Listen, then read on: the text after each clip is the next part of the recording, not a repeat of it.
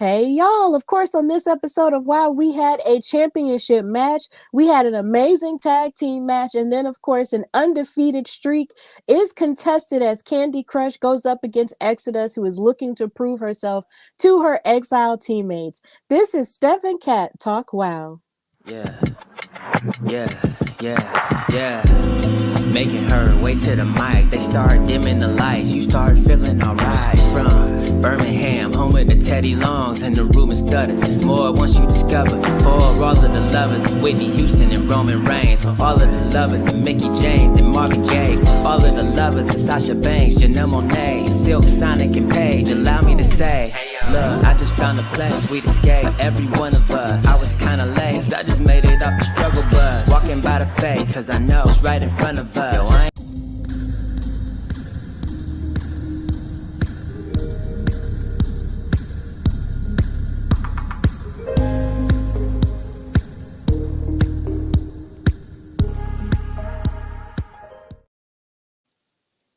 Hey y'all, welcome to another episode of Steph and Kat Talk WoW, brought to you by the Hardy Wrestling Podcast, your favorite chill, positive, and passionate wrestling show, and in Kat we trust. Of course, as always, I'm your girl Stephanie Hardy, host and creator of this fabulous platform, contributing writer for Daily DDT, and color commentator featured on the Belladonna Division, Battle Club Pro, Black Girl Magic 2022, and Spartan Wrestling. But of course, I am not alone. I am with my fabulous tag team partner, the creator of In Cat We Trust, contributing writer for Daily DDT and other websites where she writes about wrestling and other things as well. She's an author, she's a mother, she's a creator of a panel for women of color in wrestling, and she's just a super mom as well. She is Katrina Blake. How are you, Kat? Hey, I am okay. Dealing, but okay. Glad to be here. Glad to talk some WoW. On our new day on Wednesdays, so works out. But happy to be here. Absolutely. I know it is kind of funny because we're used to being on Mondays. You know, we were on Mondays for a while there, but we had to move some stuff around, of course, due to life changes, or at least life changes that we thought were going to happen, but then aren't happening anymore. But either way, you know, changes are changes. And here we are on Wow Wednesday. And it all works out if you love alliteration and WWW. It's fun. So here we are, here to talk about the hottest all women's wrestling show on television, which is WoW Superheroes. And this episode was amazing because we are now dealing with the aftermath of what took place with that championship challenge match, and the wild card being Abilene Maverick, who went on to win the WoW World Championship. So, of course, if you are here watching this episode on either one of our platforms via Twitter/X, on Facebook or YouTube, you know, chime in and tell us everything that you liked about the show, and just tell us, you know, who your favorite superheroes are and what you feel about the trajectory of this show is going forward, because clearly we are almost at the end of the year, y'all, and so there's so much that has happened. So of course, please chime in the comments and let us know what you love about the WoW show. But before we get into this week's episode, something cool did happen in the news, where in Los Angeles, of course, you know, that's where the WoW shows are taped. And I believe it was last week they had their tapings at the Belasco Theater, and a lot of the girls were posting pictures and things behind a lot of, you know, the things that they're doing and showing their new gear and everything that we're about to see. And oh my God, wait a minute, we got a visitor on YouTube. It's Princess Aussie. Thank you so much. Oh my God, I can't believe it. Hi, thank you so much for watching. We love you too, and we're going to get to you. Oh my God, we're going to get to you because, ma'am, you had a lot to say in this episode, and I can't wait for us to get into it. It was very heartfelt, and I loved every inch of it. But, ma'am, we love you so much. Thank you for watching. So, yeah, like she shared pictures of her new gear and everything, and all the girls were excited, getting their hair done, getting glam, and all of the above done, you know, for their taping. So they did do an interview, KCAL News did an interview with Ariel Sky, who is, of course, on Team Spirit with Coach Campanelli. She was on the news and she was doing some training and some cartwheels and stuff. And she was talking about her past as a gymnast, and basically when they showed pictures of her when she was a little girl, she was in training and doing gymnastics for a very long time. She had won all kinds of ribbons and all kinds of medals and such. And she said coming from the world of gymnastics into wrestling was very different because gymnastics is something where you are sort of striving for perfection. And that's something that I've heard some gymnasts say before. Whenever you're executing moves, you're striving for perfection in a lot of your stunts and whatnot. But she said in wrestling, you can be beautiful, you can be all of these things and be a badass at the same time. And she felt that a lot of the time perfectionism would kind of just bog her down a little bit. But being in wrestling and being at WoW, lets her know that she can be as athletic as she wants to be, but not, feel so pressured to be perfect all the time and that she is great the way that she is. And I thought that was a really nice interview that she had with the reporter, whose name I don't really remember right now. Forgive me for that. Charge to my head, not to my heart. I respect all interviewers here, but this was a really nice interview for Ariel Sky to have, and I loved seeing that, so that was cool. So Katrina, how do you feel about this piece of WoW news involving Ariel Sky? I enjoyed it. Like I'm very privileged to know her outside of WoW, and so, um, I got a little bit insight before talking to her about the background that she comes from.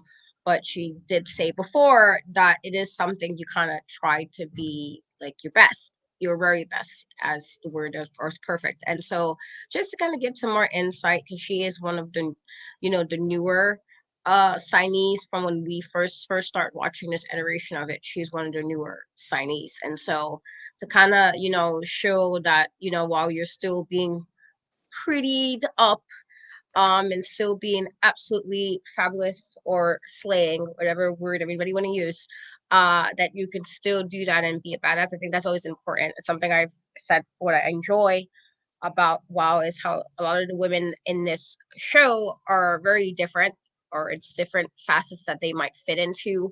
And it's not one size fit all, one shoe fits all. It's just kind of different things, and still having these women be different, but also do what they can do in the ring. And I think that's also really important. So to see, somebody, and she's, you know, I think we may be about the same height. I think height wise, she's kind of short. And so to even again to see, um, somebody tiny still being that great, and she's like physically really fit. Again, from me seeing her in person, and still able to still be like cute or beautiful, but still able to do what you need to be done. I think it's awesome, and it's just some more insight. It's always nice when we get some insight into the ladies in WoW. That's not just the character we see every Saturday. Yeah, it is always nice to see that. And I just love, Ariel being vulnerable enough to tell her story in that way. Because, whenever you're in sports, there is a level of perfection that people and athletes tend to strive for a lot of the time. And yes, that gives you a level of discipline, but sometimes that can be really hard on the mental, when you try so hard to strive for something that us as humans really can't fully get to a lot of the time because we're human beings. There's only so much we can do. But I'm really happy that she is in a place where she feels that she can be loved and appreciated, for her athleticism, but not feel like she's so watched over and lauded over in terms of perfection. Like, I'm really happy that she feels open and in a happy place with women of wrestling. And clearly, she's thriving and she's doing a phenomenal job with Coach Campanelli, because, of course, they're still on the lookout for their next new member. And I'm pretty sure we'll get the lowdown on that a little bit later on in the season. But, it's great to see these women thriving, in a space where they feel like they can. So big ups to Ariel Sky. She wasn't in this episode, but of course, she could be in any one of the episodes moving forward with Coach. So that was cool. So, moving into the episode proper, the episode started with, of course, commentary being introduced. And of course, you have David McLane, who is the co owner of WoW, sitting side by side with Nigel Zane, who was on as a special correspondent at one point, but they have him on commentary for this episode. And he has a pretty interesting history as a fan of WoW because he had been a fan since 2000. That's what David said. And the fact that he is a historian for women's wrestling as a whole. He has all kinds of different trinkets and things from various people in terms of women's wrestling's history. So this was cool to see him on commentary. He did a phenomenal job. I loved, his voice, and his play by play. Like he sounded very passionate and very professional. I really did enjoy him on commentary with David. I liked it a lot.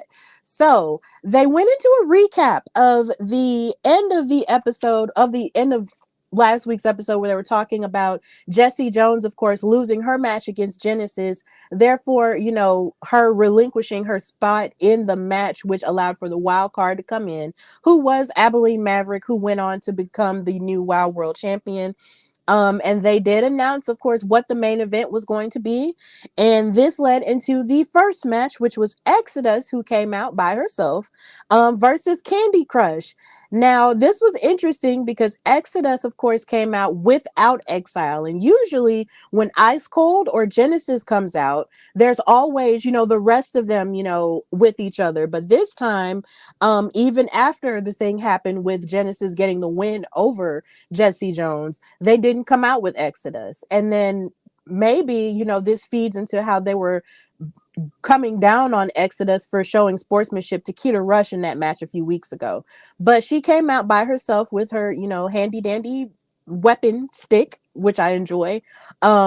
And then you had Kandi Krush come out, who has just been on an amazing winning streak this season. And this match was freaking fantastic. I loved it. It was a good way to start. They both started with a collar and elbow lock up, and then Exodus was twisting on Candy's wrist, but then Kandi reversed with an arm lock to Exodus's back, but then Exodus battled back with an elbow to Candy's face, and then she locked in a headlock.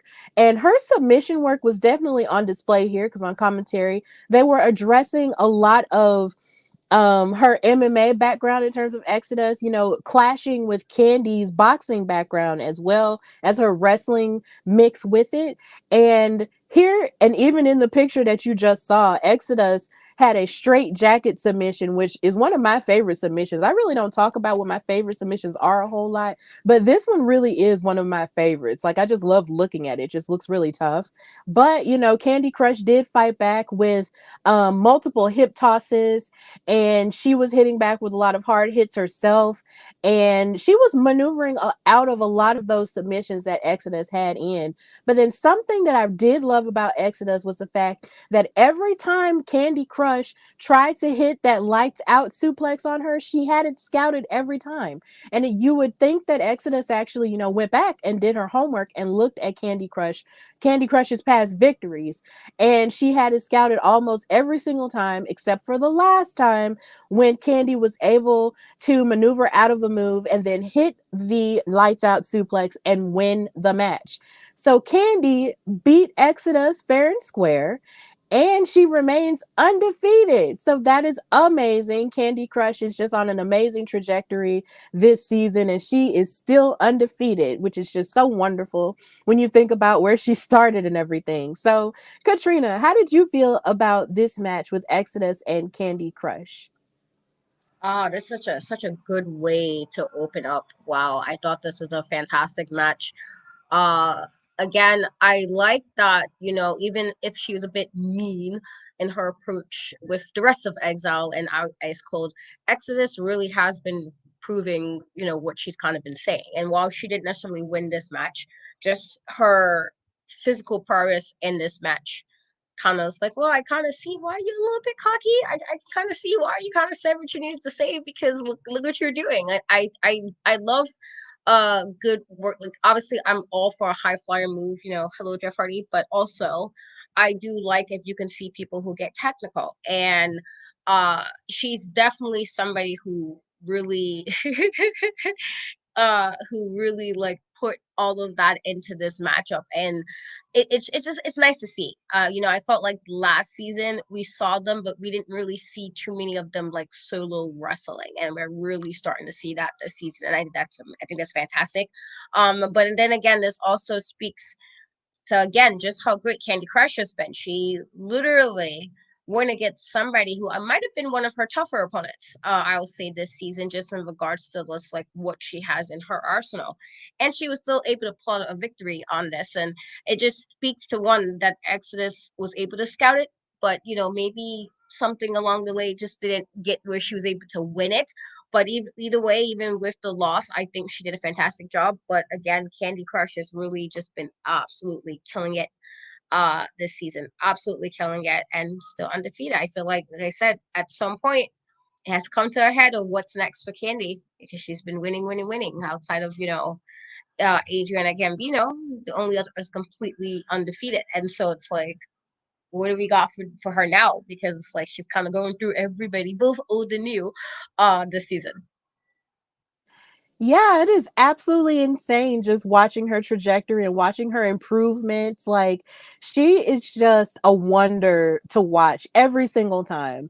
Like, I just feel impressed just watching Kandi Crush, and I just can't wait for the day her and Adriana Gambino inevitably have to fight each other to see who's going to maintain this streak and see, who could very well, challenge for the Wild World title at some point. Like, it's insane, really, to look at someone like her who started off so fresh and so new. And now she's grown to be like this pillar of WoW at this point. And it's just like, yes, ma'am. Like, I just love it. You just love to see stuff like that. But Exodus is really coming into her own as well. Like, when we first saw her, she was a part of Exile with Genesis and Malia Hosaka. And she seemed like, a very big group girl.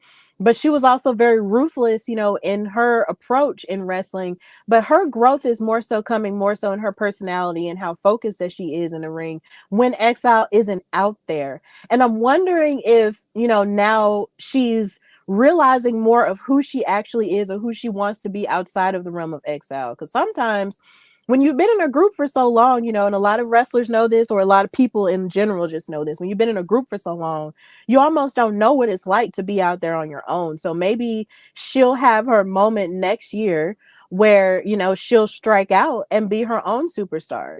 Like, she had this great of a match. She had that draw with Keita Rush a few weeks ago. So who knows, what could be on the horizon for her.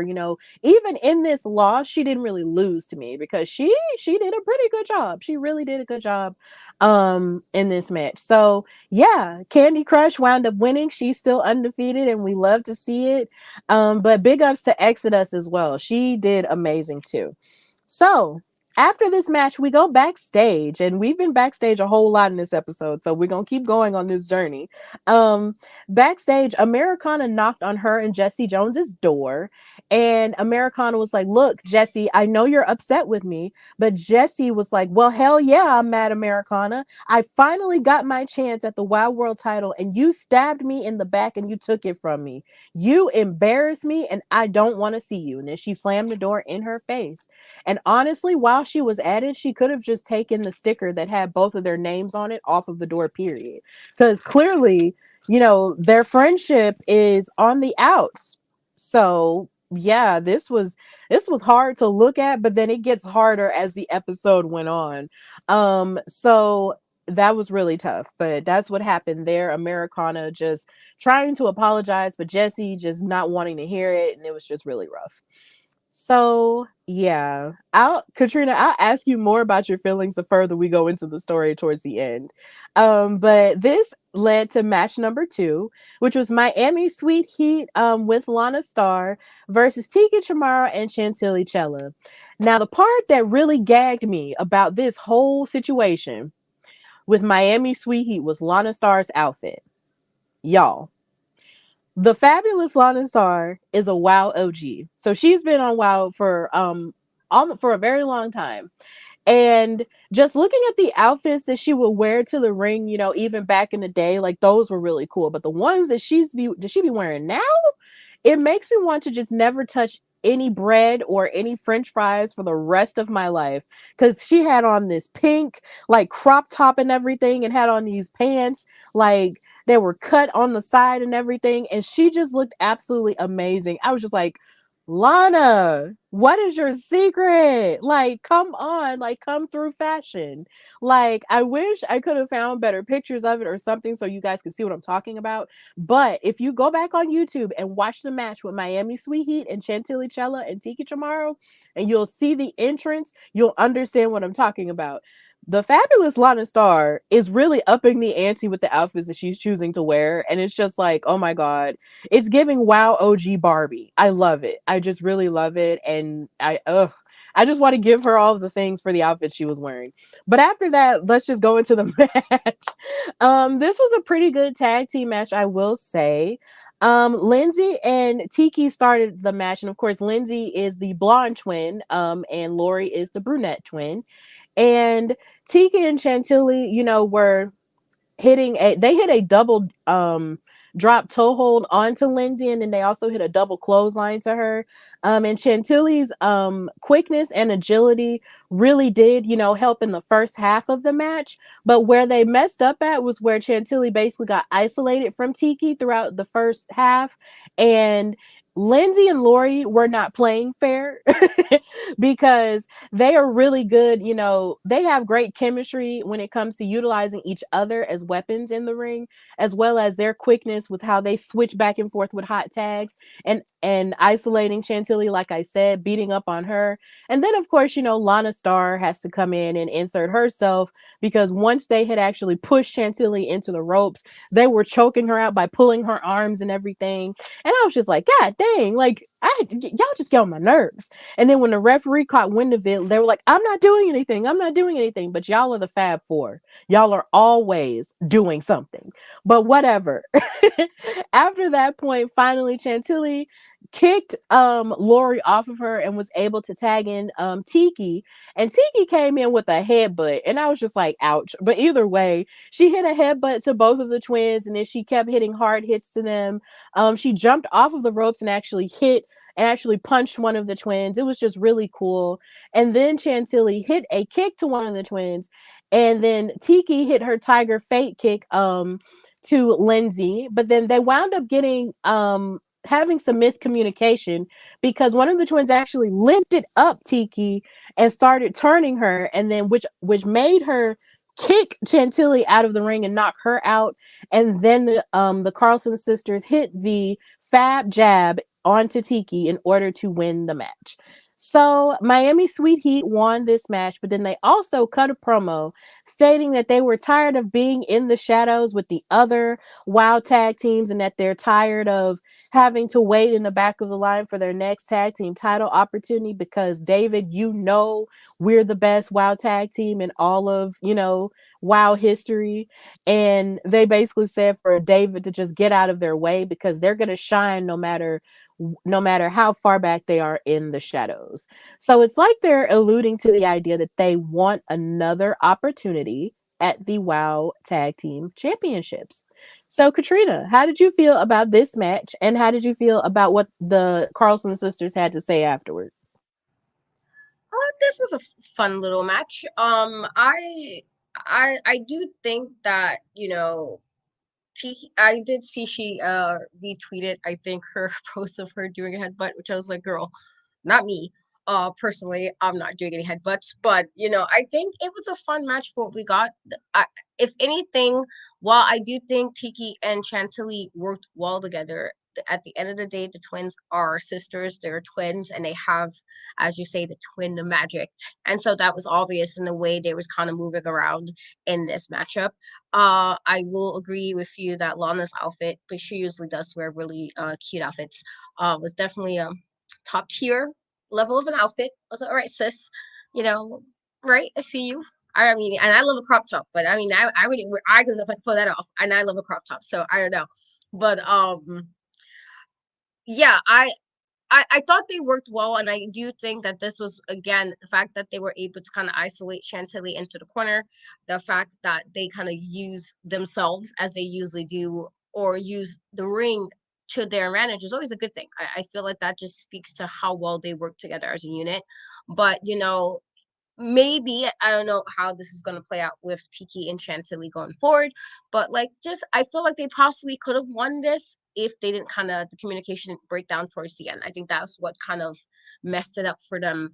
And while Miami's Sweet Heat wound up taking the victory. With that being said, this whole dim in the shadows, I was like, girls, stop. Like now, girls. Which shadows are you guys in? Because like were y'all not champions not that long ago? Like am I like bugging? Like you were champions for a good chunk of time. And then you like had the thing where you lost it very briefly and got it right back. And so what do you mean in the shadows? You would say this if you made it and then never got to the title. Or if you made it and something happened that you didn't get to the title. But to say this while you've been champions multiple times is craziness to me. To say that you're not part of the shadows, like girls, it's one of those times I'm like, now y'all need to ask yourselves, we're what storyline are we following here? Are we is this like the alternate version of the story? Because like in the version I remember, you was just champions not too long ago, and it shouldn't be any anything with oh we're in the shadows of the tag team. I feel like if anything, you guys held it pretty long and held it with shenanigans, may I add. And so, it's working your way back up to the top. And that's what you got to do. It doesn't mean that you decide, oh, well, a couple of weeks went by and I feel away. So let's get back. Like, no, you got to work yourself right back on up, work it right back on up to be able to say that. I feel like they're not the team. And wow, of all the teams, you know, this is probably not the thing, to be saying. You're probably the one team that probably shouldn't feel to say this because that's not what's been going on with you guys. Being in the shadows means like you guys are forgotten. You're the forgotten team. Nobody's paying you any mind, but we literally have been because you guys was literally at the top, at the top of the tag team food chain for a minute. You just happen to finally lose to the Tonga twins, and that was after all the shenanigans y'all were doing. So I was like, now good win, but like girls, let's not be Delulu, as they say. Because that was definitely one of those moments. I'm like, what are y'all talking about? Like in the shadows, y'all not even in the shadows. This doesn't fit for you guys. But otherwise, this was a nice like fun match. But I do think they need to this reality check like girls, y'all are not in the shadows. In the shadows imply y'all won super hard and then nobody paid you any mind. You guys was just champions. You guys are the last champions before the Tongas. So it's like, what are you talking about? Get that together. That was clearly a little bit delusional. But outside of that, good match. Yeah, it was a good match. And yeah, you can argue that they have been a level of delusional because it's just like, yeah, y'all were on top for a very long time. And it just feels like now they just feel like they can just jump to the front of the line simply because they are who they are. And mind you, you guys were an amazing tag team, even without the shenanigans of y'all cheating and, linking up with Penelope Pink and the Fabulous on the Star. Y'all were an amazing tag team. Like, they were in that tournament, when this iteration of WoW started along with the Tonga twins. They were in the finals with them. So they are an amazing team, but at the same time, that does not, absolve them from having to start all over again. Like, y'all really do have to work your way back up to that level because other tag teams deserve opportunities because you still have the mother truckers who still haven't gotten their opportunity. And then, of course, next week they did announce that Las Banditas is going to have their opportunity at the tag titles. So there are other, things that there are other tag teams that deserve opportunities, for the titles. And they just can't hog up all the spotlight all the time because when you're the Fab Four, you're bringing in all of this, you know, fashionable attention anyway. So it's just like y'all being in the shadows. I feel like to them being in the shadows is just not being the champions. And to us being in the shadows means like, oh, well, you're just not being paid any attention at all. But that's not the case because there was a whole season where everything was all about y'all. So no, like you're not going to sit here and pretend like, everything needs to be about you this time. No, it's about the Tonga twins. They are the champions, and all the other tag teams deserve to have an opportunity before y'all. And if y'all want another one, y'all need to work the same way everybody else is working, like keep that same energy. So yeah, it's just insane, but the tag team match was pretty good. I just hate that Chantilly got knocked out towards the end, but other than that, it was pretty good. And Miami Sweet Heat, if not for nothing, they are working their way up. So here we are with that. So going back to the drama backstage with Jessie Jones, Jessie is packing up. Well, now she's not packing up. She's putting on her boots or whatnot. And she gets surprised. And she starts yelling, thinking that it's Americana coming in the room. But it's not Americana. It's actually Amber O'Neal, who was her former tag team partner in the older iteration of WoW. And she basically gives her pep talk. She says, "You've been waiting for this opportunity for 18 years and you are absolutely blowing it." And she said, "You're distracted. I've been watching you from home and you've been letting this rookie," which I thought was mad disrespectful. I was like, "I ain't gonna call Americana a rookie. This rookie and her kid distract you from what it is that you do. Do I need to remind you? You need to remember who you are, remember where you came from, and remember this is what you do. You used to break arms, beat ass, and win matches. You were undefeated when I was here. You have lost your way, but the good news is that I'm here to help you find your way." And she told her, "You know exactly what you need to do." And this, my friends, is where we get a little bit controversial and uncomfortable, because Amber gave Jessie Jones a hat that said, "Make wrestling great again." And it was a blue and white hat. So after she gave her that hat, this put the battery in her pack to go handle her business with Americana. And we will see more of what happened with that encounter a little bit later. But Katrina, we got to talk about this. As happy as I am to see that Jessie has her friend back from a long time ago, there's the level of this "make wrestling great again" hat that gave me pause a little bit, because in the real world where we're at, outside of wrestling and outside of WoW, that phrase and other versions of it have been used to sort of push a narrative of hate and division. And when I saw that, I was just like, "Excuse me, why?" Ooh, but it looks like that was something that was on there, or something that she did wear previously. But seeing as there's only so much of the older WoW episodes that I have watched, it was still a little bit iffy for me to look at that. I was just like, "Huh, that's interesting." So Katrina, tell me how you felt about this part of the show, and where Jessie and Amber O'Neal could go from this, and if something like this belongs on a show like this. Ugh, it's, I guess, first part of that question, as far as where could her and Amber go, I'm guessing at some point, if she's not singly contending anymore for a world championship, which I don't know if that's what she's given up on so quickly. I don't get that vibe that she would have given up that quickly. Then it's possible they can be a tag team again. If Amber's just there, kind of push the story on, or push it forward. Rather, if it's like she just needed that extra boost to get back into a space to do what she needs to do without taking it. I don't want to say be emotional, because I feel like we're usually a lot more logical than we get credit for, so I don't want to say that. But I like whatever it is that she needs to do to kind of get herself back into the game. I think it could be either tag team or just what she's there for, to help her get back her head into the game. With that being said, I was aware that um make wrestling great again was used previously, because I do remember seeing that. However, I will have to say, anytime I've ever heard it used, it's never been in a nice way.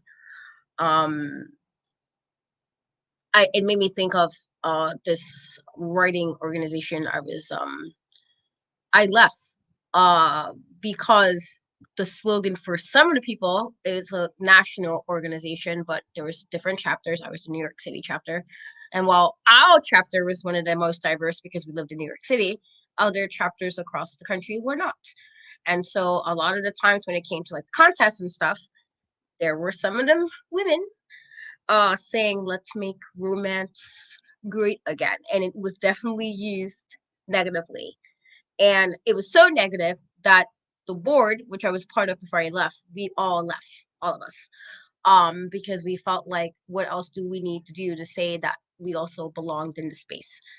And so that's like another song and dance for another day. But the point was, it was used in a very negative way, as that term usually is used. And so I'm not sure.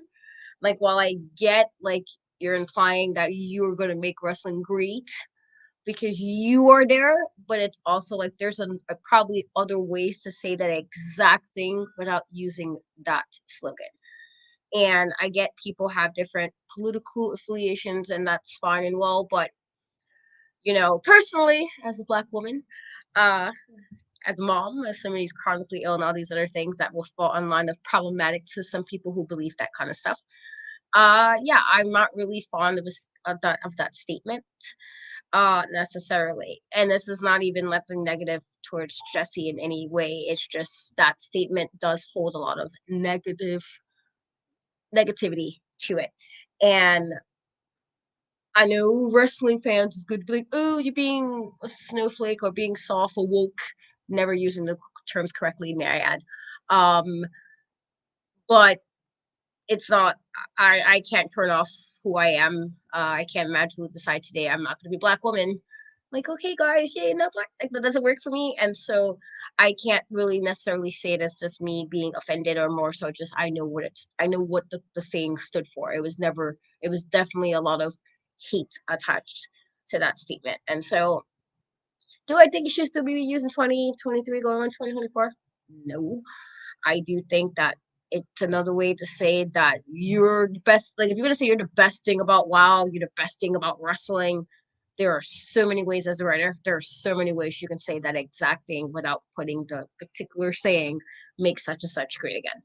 And so hopefully, that'll change going forward.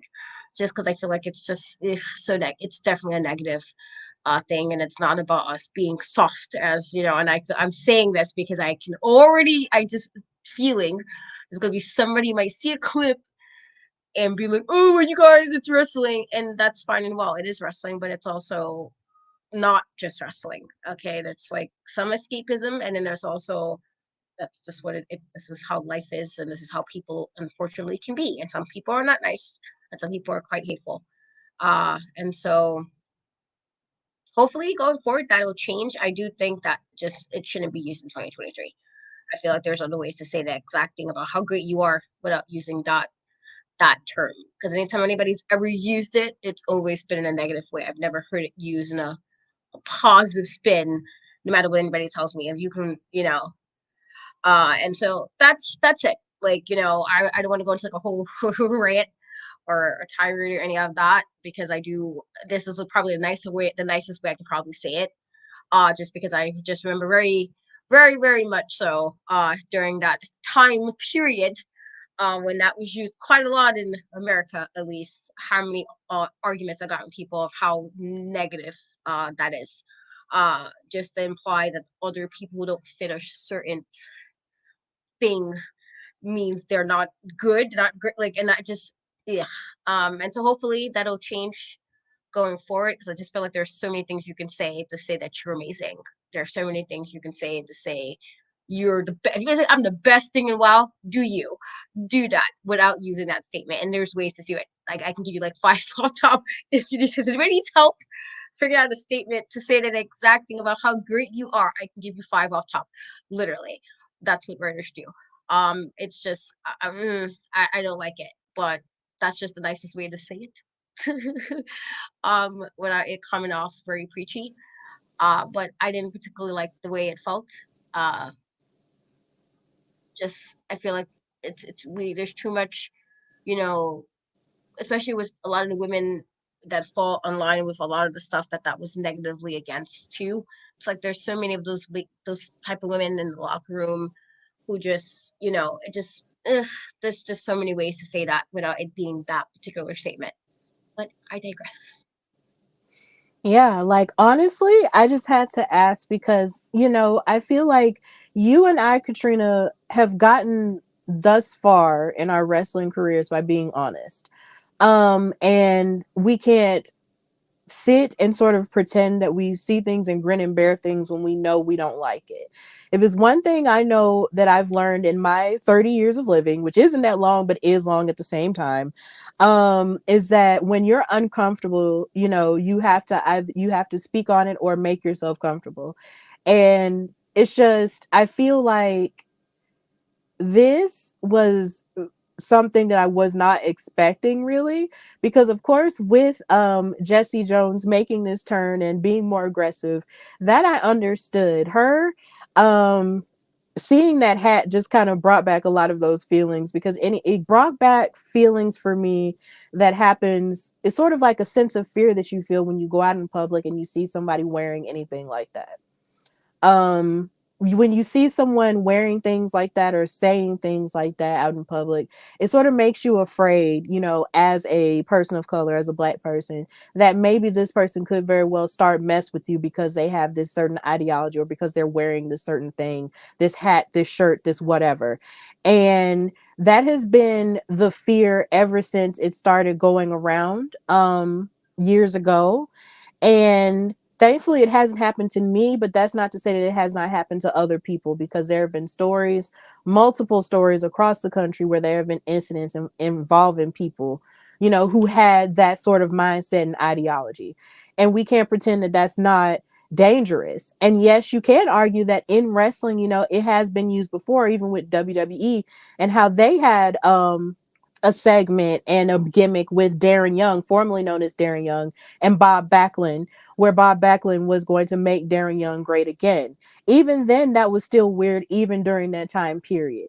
And then on top of that, with Darren Young being a black LGBTQIA plus man, it's still even weird to think about, because how dare you, you know, make it seem like who this man wasn't good enough. And it's like whenever people say, oh, we're making this great again, it's almost as if you're saying that where it is or where it has gone is not good enough. So it has to go back to where it was. But you have to think about it. Where it once wasn't comfortable for everybody.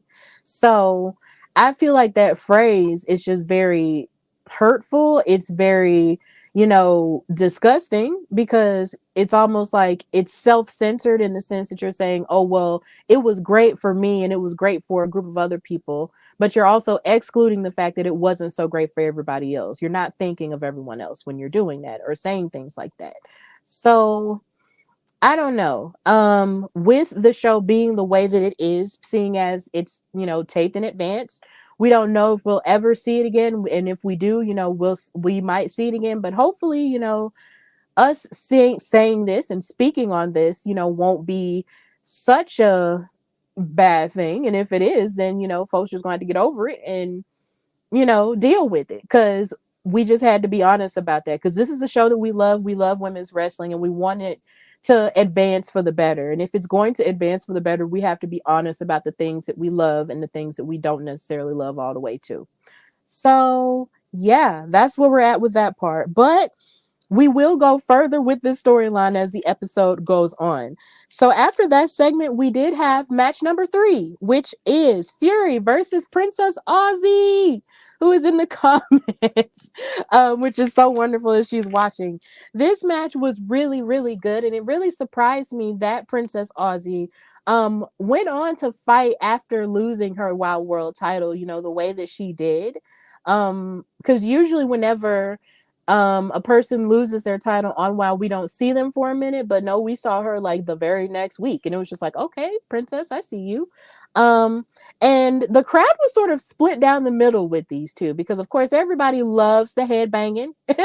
Everybody loves the heavy metal Sister Fury, but then everybody loves Princess Aussie as well. Like there were really no boos going on or yays going on for one person. It was cheers going on for both women, and that was nice for a change. I loved that. Fury was pretty rough in the beginning. She actually gave Aussie like a slap to her face. But then Aussie fought back with a flurry of kicks and punches. And she wound up getting choked out on the ropes at one point. But then Fury even hit her with a shining wizard, which resulted in a 2 count. But then Aussie got up and fought back with a kick and some head scissors, a head scissor takedown. And then she threw Fury into the ring corner. And then she kneed Fury in the stomach and then hit her cutter from down under and her Aussie splash in order to win the match.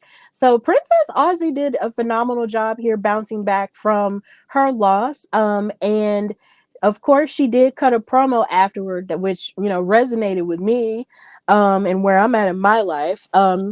Everybody was cheering that they love Princess Aussie, and she said that she loves them. She said, "We all know what it's like to have a dream and how you think about those moments that you desire over and over and over again in your mind. For me, that moment was me holding the Wow World title high above my head after the 3 count for the very first time. To feel all the confetti fall down around me as I celebrated being a champion. But I didn't get any of that. And then here comes Abilene Maverick. She steps into a ring for 30 seconds and takes my title and gets it all. Everything that I didn't get, she got it all. And if I'm being honest, I was embarrassed coming out here because I didn't feel much like a champion. But I am standing here right now, but me standing here right now is exactly what makes me different because they can take everything away from me, but nothing will stop me from continuing to shine. And she looked like she was about to cry, after she said that, but everybody applauded her and she wound up, and then she left the ring after she said what she said.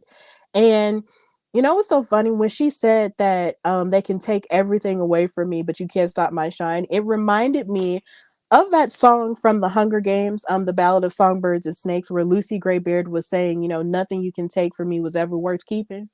And I was just like, wow, this is really giving Lucy Gray Baird energy, and I love it because that was a really good movie. I know people have their feelings about book and movie adaptations, but I enjoyed it. But yeah, essentially, she is being a resilient athlete, a resilient woman who is a champion in her heart. Um, and she's upset that a lot of the things that Abilene just randomly got, on a random day due to that wild card situation, she wasn't able to get because, of course, Lana Starr stole the title from her and she was celebrating that victory, but she wasn't able. It was a pretty bittersweet victory because she didn't get the confetti. She didn't get the full celebration that a lot of other women have gotten, once they have won the titles. And it's sad when you really think about that, but I am happy that at least she wants to rise above it.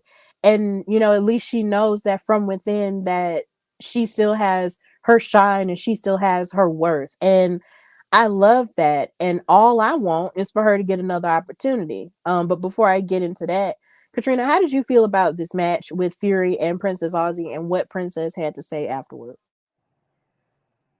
I thought it was a really good match. And I think her even coming to wrestle after last week, the last time we saw her, that speaks to Princess Aussie's character. I definitely can understand how, which is something I complained about last week, that she won the title and won it like fair and square, won it, and then she didn't even get the proper celebration because she didn't get the title right away. And so to kind of have that happen, and then every week, every time she defended the title, something went on during the match that had nothing to do with her, but it was involved. And so to kind of have that finally, you decide to have this matchup where you're like, all right, I'm putting it on. You have all these people now at the same time in a matchup, and then somebody who hasn't wrestled for like God knows how, you know what I mean? Like I that was something I was really annoyed by. And so I understood. Uh, Obviously not understand to her level of understanding because I do not wrestle, but understand as a fan how annoyed I was by that. I was very annoyed. I thought she just deserved a little better. And you know, while I do like, just quickly bring it back to the match, that Fury does seem more dominant as she's been in her solo matches. I think also the fact that even she did all of that and Princess Aussie was still able to do what she does and win speaks more so of just Princess Aussie's tenacity and willingness to still like keep working hard even if she's a little sad a little bit not happy with the way things played out last time. um I'm with her. Again, she said it a lot more eloquently and nicer than I probably would have personally. Um I felt the way uh about it, and the fact that if she wanted to be any level of petty, she could have been like, "No, I'm taking the I'm not giving the title right away." Like what was done to her, what Penelope Pink did it to her when she won it. And Lana Star did it, but she didn't. She, let her have it, let her have a moment, let her have a confetti, and came out still ready to show why she's who she is. She didn't complain in regards to like I'm not gonna wrestle because I didn't like this, or she had what she had to say about it, but it was no type of like negativity in regards to her doing something petty or spiteful because she lost. I still think it's pure shenanigans though.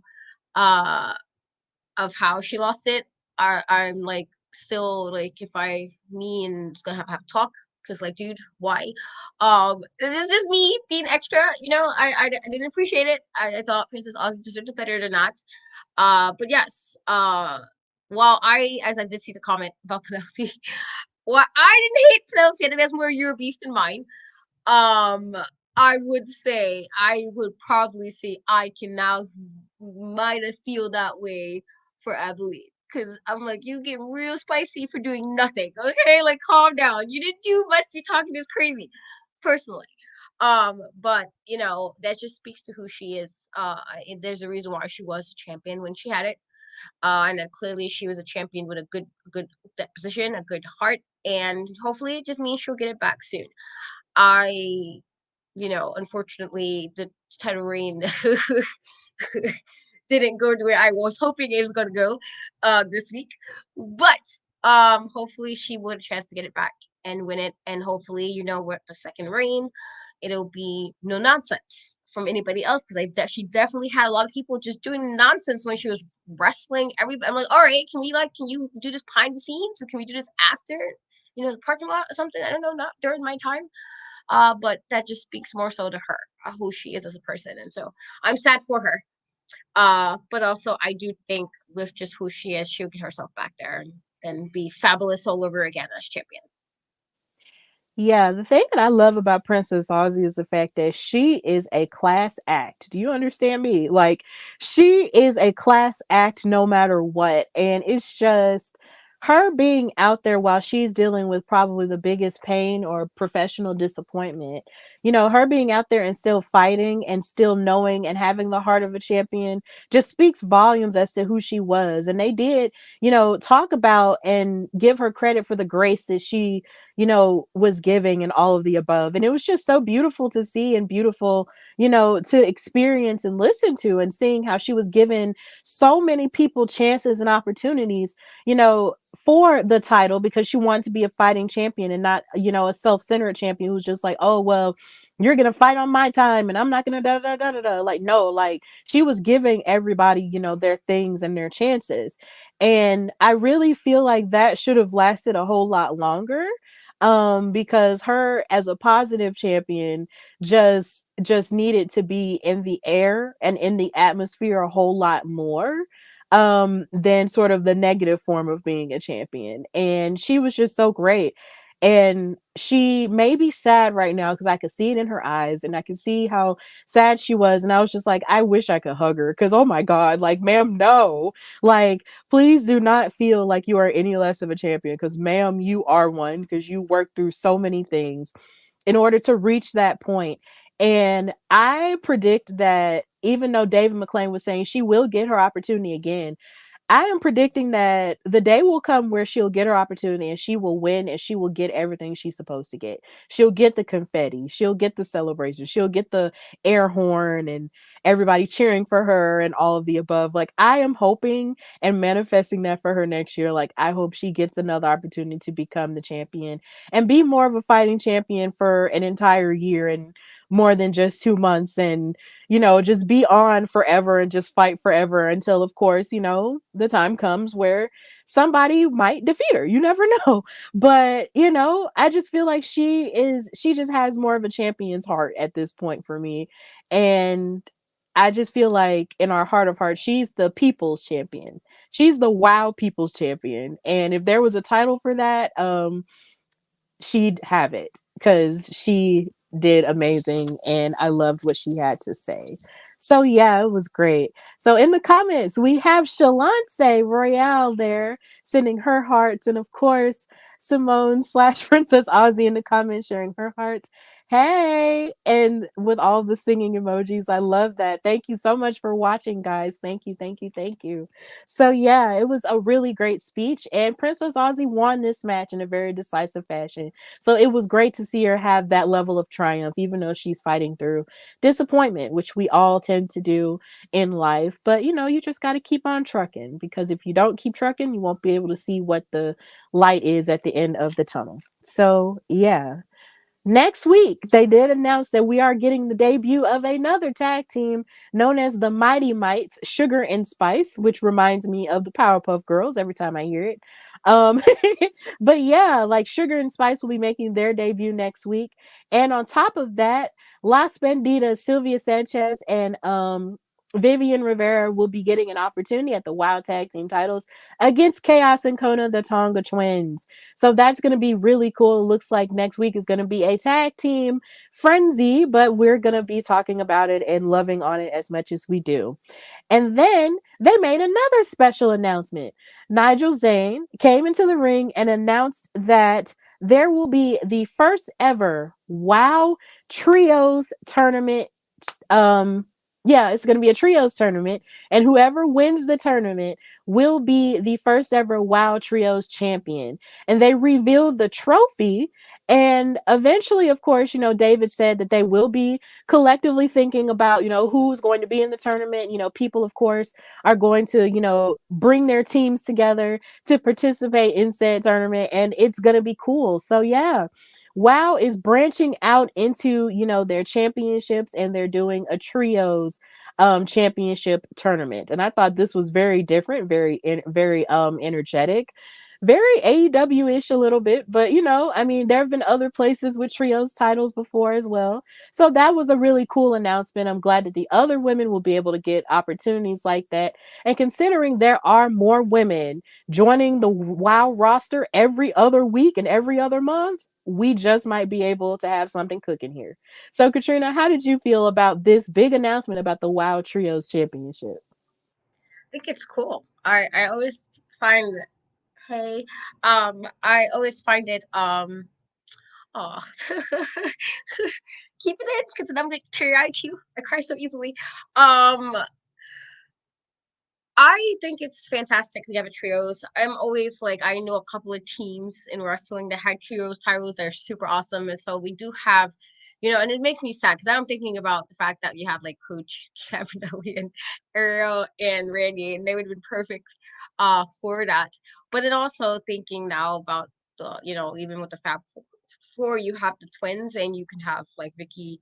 I don't think Penelope, I just don't see that happening with her. She gives me more of a I got to be a little bit solo in this. But there's a couple of, and you even with like Exile, you could play it off with. There's a few people I can kind of see maybe go for these trios titles. I think it's really interesting to have. And I can't wait to see what they do with it. I'm interested to see who's gonna win. How's the tournament gonna really work out? Who they're gonna team up together to make these trios titles a thing? But also, I'm excited about this new tag team because Sugar and Spice is something I used to say when I was like my teens, and I was saying that was like sweet, but then also, sassy, and I didn't know what I was talking about. I was like just saying stuff, AIM days. You're really my age. AIM days. We used to have those little screen names. That was definitely something I used. And so I'm interested to see also how that team is going to be. And yay, two new tag teams. I'd like to see more tag teams, and I think they're going to be a fun addition to well. Yeah, it's going to be cool to see. And then it gives an opportunity to those women who might not necessarily want to go for the Wild World title just yet or want to, do the tag team thing. So the trios thing is really like a third level that they can go to, with a team full of people who they feel like they're like minded with. So I think it's going to be really cool. But my bigger question is, are they going once they win, are they going to carry around the trophy itself or will they have titles? Because I am a title girl, okay? Like, I want to know, will there be trios belts? Like, I need new belts. I just love belts, especially if they're women's belts. And wow, and their titles are really beautiful. Like they're so gorgeous. So it's just like I need to know if the trios titles are going to be like belts or are they really just going to go around carrying the trophy the whole time. That's going to be really funny to see and interesting to see as well. But of course, the more opportunity that's available for the women, that's all that matters. They're gonna stuff all that into like an hour show. Like I can't wait. Like that's gonna be insane. But yeah, it's gonna be cool. I'm really happy about it. I'm stoked for it. So of course this is gonna be coming together in the coming weeks and of course in the new year. So it's gonna be cool. And we're gonna talk about that in 2024. It's gonna be amazing. So after that, they went on and talked about and did a segment on Abilene Maverick and talked about how, of course, she is from College Station, Texas. That's a part of Texas I've never heard of. But shout out to Texas though. I have relatives there. As well as the wrestling history that they've got going on. They're gonna have their big moment this week with the Iron Claw coming out, telling the story of the Von Erich family. It's gonna be really interesting to see how that plays out. But with Abilene Maverick, they showed her in the past and how she basically used to just come out, looking like an uber Dallas Cowboy cheerleader. And she looked really beautiful, being the governor's daughter or whatnot. But then she was always raising hell with people and bullying people. And she had feuds, with the likes of Fire slash Kira Hogan as well as Steffi Slays. Like they showed a couple of moments where her and Steffi Slays got into it and got to beating each other up with crutches and pouring Kool-Aid all over each other. Like it was a mess. Like we really might have to go back and watch, those old clips of Abilene Maverick because it looked like she was raising hell. But yeah, now it seems like she's back with us now to raise hell again after 4 years away from the wrestling ring. And now, of course, she's the Wild World Champion.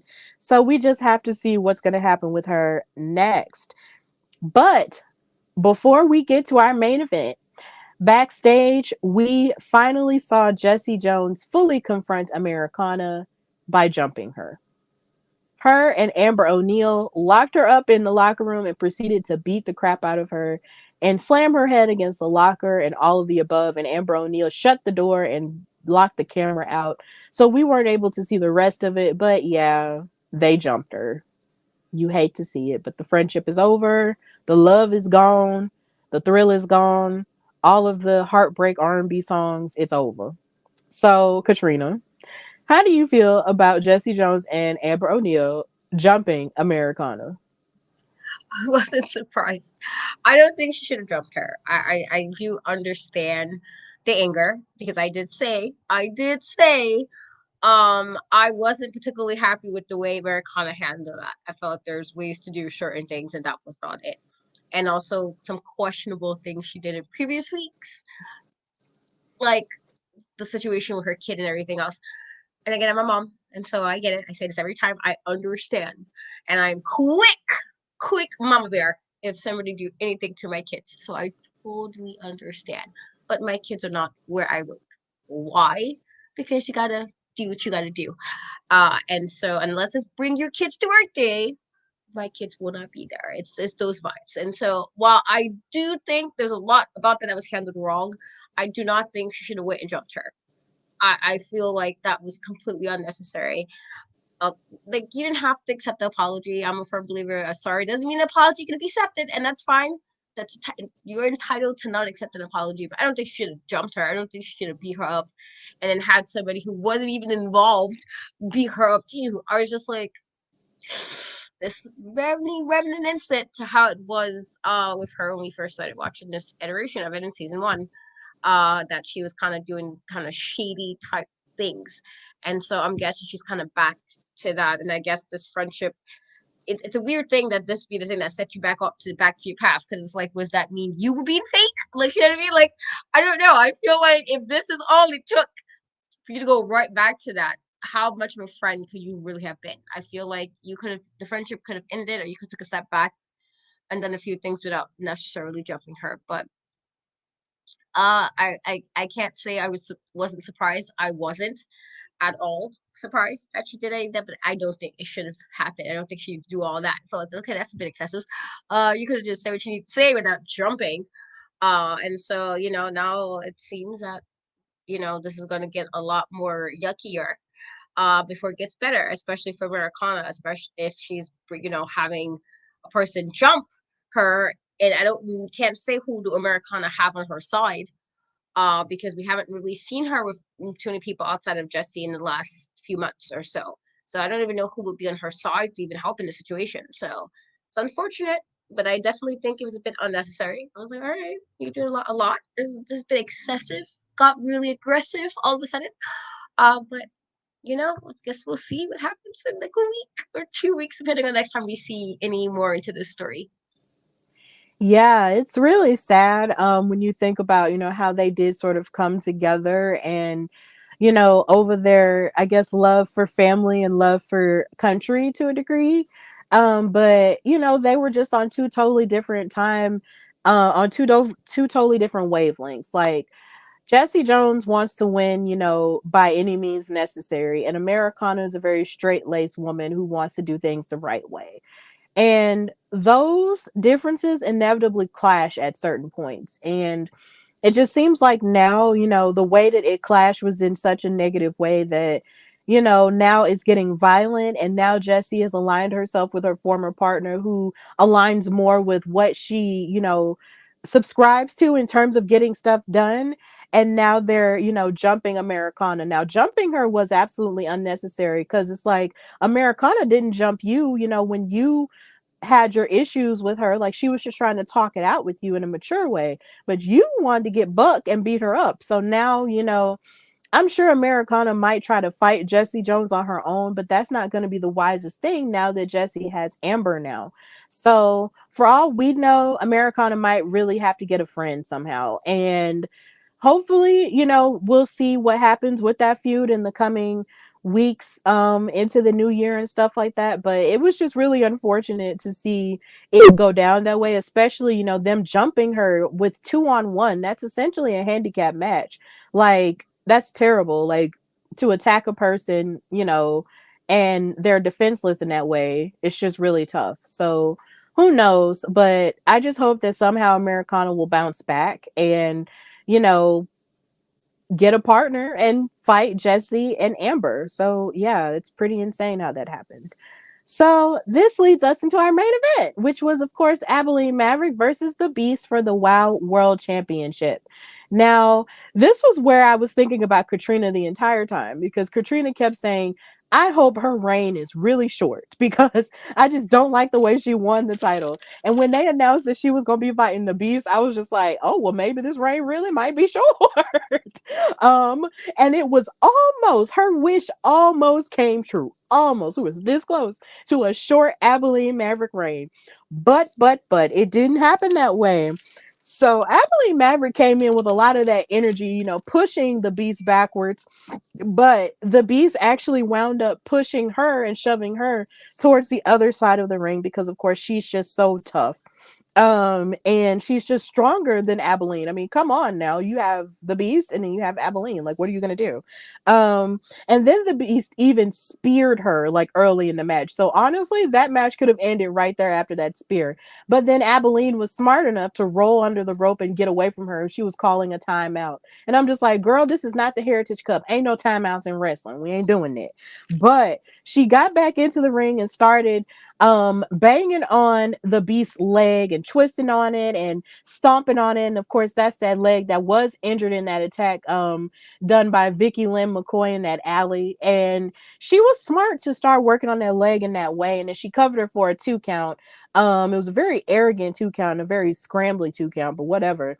Then the Beast hit a black hole slam and thrust Abilene Maverick into the ring corner, and then she dumped her over and hit a power bomb. But guess who showed up right when the Beast was getting ready to end the match. Tormenta. Tormenta decides to show up and beat up on the Beast and break the count, which caused the bell to ring, which caused a disqualification, which means the Beast won the match, but Abilene Maverick is still the Wild World Champion. And what makes this so comical is the fact that Abilene rolled out of the ring and held up the title like she did something. Here again, in the second week in a row, holding up the title like she done did something. And I'm just like, girl, you are the most opportune. You're more opportunistic than Adam Copeland / Edge.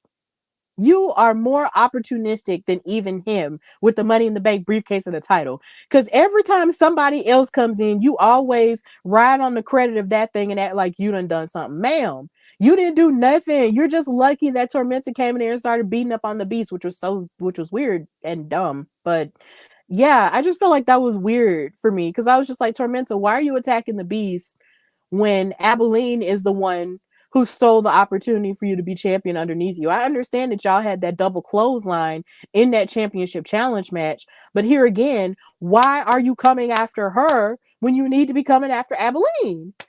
Like, why? The math wasn't mathing to me. It wasn't mathing, and I felt like the Beast's opportunity got stolen away from her because of that. But here we are. Abilene is still the champion. And the Beast and Tormenta, I guess, have unfinished business. And that's where the episode ended. So, Kat, how did you feel about this match? About Abilene doing the bare minimum and still being the champion, and Tormenta attacking the Beast? See, I feel like this happened because I said that I wanted this to be a short title reign. And the universe was like, oh, Katrina, no. Surprise! And now here we are. I was so annoyed once again. First, Tormenta, ma'am, what have you what have you not learned? Because you personally has gotten quite a few opportunities to win the title and you haven't won it. And to be fair, why last week's title match was something that everybody could be upset about, because I'm still upset about it. And I wasn't even in the match. I'm upset about it. And so I totally understand. I get it. You can be upset about that. But the bees ain't the reason for this. You are the one that's not winning matches. That got nothing to do with the bees. Bees just got back. What was your excuse when she wasn't here? When you wasn't winning? It was her fault. And so I'm like, you couldn't again wait until after the match was finished to kick her butt? Wouldn't it have been if you wanted a title shot that bad and you wanted to beef with Beast, you let her win it and then you beat her up? Because then at least it's a guaranteed she's gonna probably kick your butt now. So now she's gonna be distracted worrying about you when she should have been focused on the title that she never lost in the first place. I was just super annoyed by that. And then the fact that she gonna come and hold up the belt like she did something, and I'm like, see, this is because clearly I said I wanted a short reign, and now they're gonna rub this in my face, and it's gonna be a long one, a longer than I need it to be. It was supposed to last 7 days, guys. 7 days. This is now past 7 days, and I'm not happy about that. It's highly, highly, highly, highly upset. Um, the Beast was doing what she needed to do. She was. She was up until Tormenta was like, never mind. I can't wait to backstage. Wait to the parking lot. I don't know, whatever way you could have waited. She was like, I'm not going to wait. And then you get her to win the match. And now she's going to want to beat you up and not focus on the matter at hand, which is to get Airplane to be title free. I just, highly upset. I thought the Beast was doing what she was supposed to do. It was this close. It was like that commercial where the fishing guy and it's like you got to be quicker or not. She was this close. She was this close, like this close, and then Tormenta would do shenanigans. And so now here I am, another week of somebody having a title that shouldn't have it. Crazy stuff. I'm just like, Tormenta, now you're gonna be. Do you want to be on my list too? Because I feel like I like that. I was already kind of annoyed with her when she was sitting here acting like she deserved these title matches. Like, ma'am, you've been losing. You're great, but you have been losing your title matches. And it is okay to accept that and go back to the drawing board. Not, I'm going to just mess up some more matches because you're mad. Well, you wasn't the only person who got, like, suplexed. So that's the reason. I guess that's the reason. Job. You there's multiple people who got suplexed today. She didn't suplex everybody. You just won. You wasn't even like really equating to her in that point. So I was highly annoyed. I was highly annoyed that Tormenta messed it up, and I was even more annoyed that she did not lose her title. And so here we are with another week of this. And so I'm just like, oh, and she's probably not gonna wrestle again anytime soon. So it's like now she's gonna hold it for a couple more weeks. Thank you, Tormenta, for doing this. She almost got a tweet, okay? Like a tweet almost happened, almost, okay, almost happened because I was highly upset by that. But here we are. Otherwise, the Beast did what she needed to do. I was happy until that happened, and then I was like, oh, never mind. I guess she was like, this would get Katrina because you're talking shit about it, and I was. So here we are. And so highly upset. Otherwise, Beast did what she needed to do. But I was upset with Tormenta. So she's kind of just, we're not buddies right now because I didn't appreciate that. Like, ma'am, stop. You had every opportunity and you lost. Let it go. You were a little too upset about this. You're upset more than anybody else. Why? You're not the only person. Okay, that's like if, you know, Princess Aussie didn't come out there and start. She was the one who lost the title. Like, she didn't come out there and do any interacting in any way in that matchup. She could have done it if she really wanted to, being upset, but she didn't. Why are you coming out here? You have even less of a reason to be upset. You haven't been champion. Everybody else in that match was a champion before. You know, you had Penelope champion, Beast was champion, Princess Aussie was champion. You literally, Tormenta, are the one who wasn't. You were a little too upset about this. Relax. So now here we are. Now we have more beef. And this Abilene is still champion. So here we are. Yeah. Yeah, there's shady stuff. But here's the thing though, like now we are gonna get some great matches out of the Beast and Tormenta for all of this happening. We are gonna get those because I feel like as far as I know, we haven't seen them fight one-on-one just yet. We've only seen them like in triple threat or in group matches action. So I feel like once we get a chance to see them, that's gonna be amazing. But I do feel your pain. Like I do feel your pain. I feel everything that you said. Because it's like, I mean, just as soon as it happened, I thought about what you said. I was like, oh my God, like Katrina's gonna be irritated about this because she really did say that she wanted it to be short, and the Beast really could have shortened it right then and there, but no. Tormenta came in and was like, nah, you ain't finna do it. Like, if I can't have it, you can't have it. That's essentially the mindset she came in with. But it's irritating because, I mean, Abilene wound up beating all of you, but you're going off on her, and it's just like, girl, why? But it's like you said, Tormenta is a great competitor, but she has lost a lot. And it's just, like eventually she's going to have to look in the mirror and really, take responsibility, for herself and for her inabilities to win, like because it's nobody else's fault but hers in this aspect. But yeah, Abilene is still the champion, walking around like her family owns Bluebell ice cream. But yeah, it's just really crazy times that we're living in. Abilene is still the champion, but honestly, I thought that maybe Princess Aussie would get the first rematch or the first crack for the title. I was surprised when the Beast was announced, but either way, that's just how it went. But hopefully, Princess Aussie will get her rematch sooner rather than later, and Abilene will actually respect her enough to get to actually give her, some athleticism and not just flounce and do absolutely nothing in the ring and then retain her title. Like, I'm gonna need for her to actually bring her A game for Princess Aussie because Princess Aussie is nothing to play with. And I'm not just saying that because she's watching us, I'm saying that because it's true. So yeah, I'm gonna need for those two to actually like fight each other. And I need them to, like to tap gloves and throw them blows and just get it on because she has a bone to pick with her and I'm ready for it. So yeah, that concludes this episode of Wow Superheroes. It was a fantastic episode in the aftermath of what went on in the championship challenge, and we still have a lot to she probably should have sent that tweet and she probably would have reacted to it too because they're active, so that would have been fun. if she did, but hey, it's whatever. It's whatever now, but you could still send it, send it the I next time could, she on I the could, episode. I could just be like, I'm rewatching, and then tweets. What is this, Permita? And I'll do one better, and I'll just make sure it's translated both ways. You're gonna see it both ways, guys. You're gonna see the English and Spanish, so we know I'm upset. But yeah, Period. Exactly. But yeah, like it's just, it's been this was an amazing episode. And of course, you can catch them every weekend. Of course, if you're looking for them on your cable provider, go on wowie.com and type in your zip code or your city and state. And figure out where it's airing for you. And then, of course, you can also watch it on Hulu. You can also watch it on YouTube. Of course, they post the matches every Monday after the weekend it airs. And just check it out and continue to support it. And it's also showing on Pluto TV for free. So check it out wherever you can. And I know that it also airs in different countries as well. So that's really cool. So please be on the lookout for wherever it is for you, because we are definitely trying to get these ratings up for this amazing show that showcases women's wrestling in an amazing way.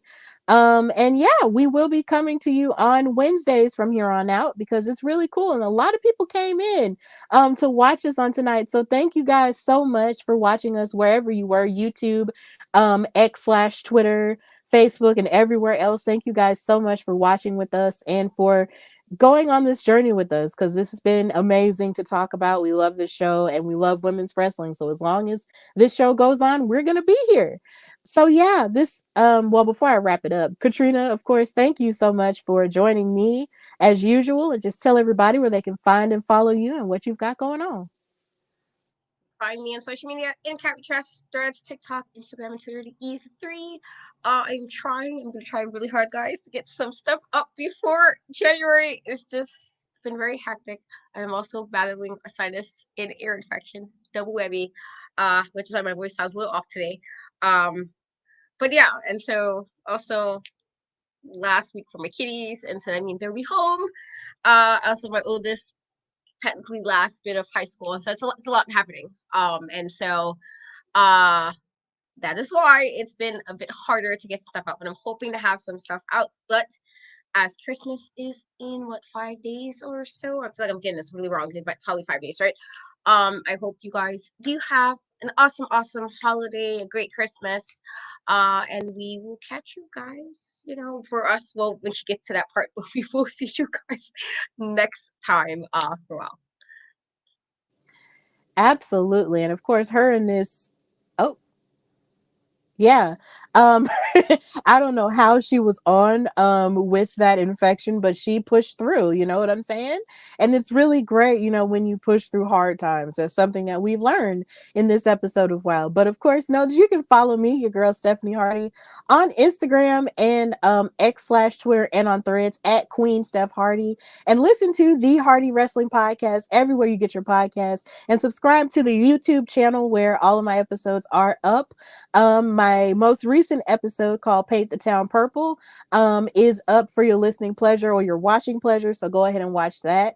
And I will be having new episodes feeding into my Mercedes Monet series, because for some weird reason I decided to just not finish it at the right time. But it felt like this is the right time to do it, considering, her name is on a lot of people's lips now, because a lot of people are wondering, where is she going to go? So I'm going to talk about her last two matches that she had in New Japan. Resurgence against Stephanie Vacour from the CMLL, and Willow Nightingale for the New Japan Strong Women's title. And then I'm also going to talk about her versus Bianca Belair to finish off my Women in WrestleMania series as well. And that's just going to fit into the Mercedes Monet series, and it'll just be there for your watching pleasure pretty soon. So that's going to be cool. And also read my new article on Gigi Dolan and Jessie Jane and their year-long journey since the end of of since Mandy Rose slash Mandy Sachs was released, and since Toxic Attraction ended, it was cool to write that article with Daily DDT, and I'm so happy they gave me the opportunity to cook with it after I wrote my Mandy Rose Should Return article too. So please read that as well as my other works as well.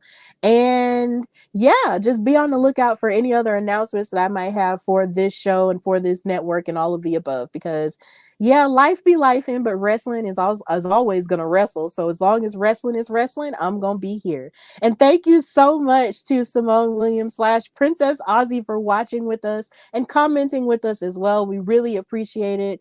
We, love you and we love your work on the show. We appreciate you so much. And you're gonna be Wild World Champion again, okay? For real. And I mean that from the bottom of my heart.